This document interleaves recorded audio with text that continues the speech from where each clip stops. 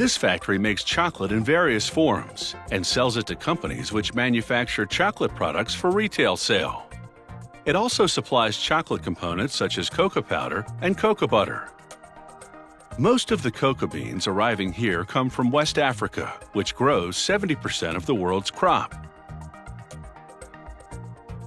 A conveyor belt moves them through a cleaning system, a series of sieves that screen out twigs, stones, and other debris.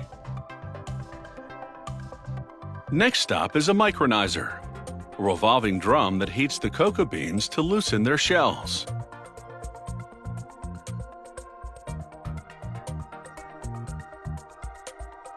Then they enter a shell-removing machine called a winnower. Inside, successive rakes drag the beans across screens, pulling off large pieces of shell. Then, a vacuum sucks away the remaining smaller pieces. Removing the shell exposes the inside of the cocoa bean, which is called the nib. The factory will roast the nibs to develop their flavor. 50+% of the nib is fat, which is cocoa butter. To make chocolate, they'll combine processed nibs, cocoa butter, and sugar, along with milk powder if they're making milk chocolate. First, the factory processes the nibs by grinding them. The heat and friction activate the cocoa butter, producing pure liquid chocolate called chocolate liquor.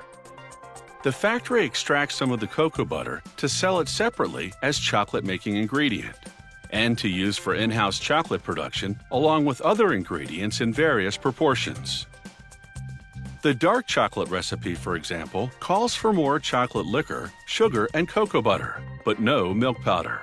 The recipe for unsweetened chocolate contains no sugar.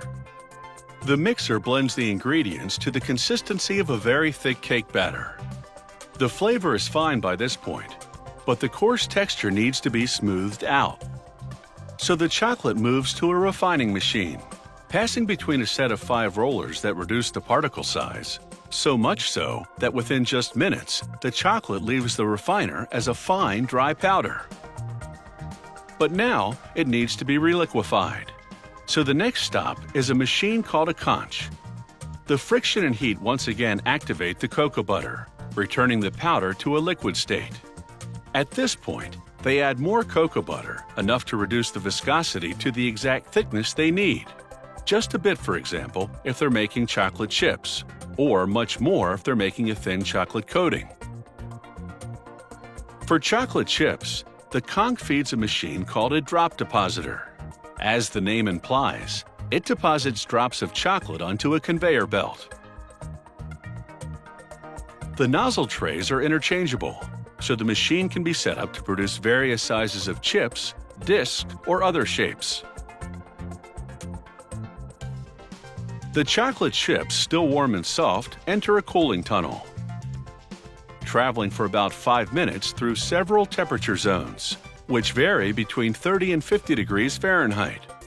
By the time the chips exit the tunnel, they're hard.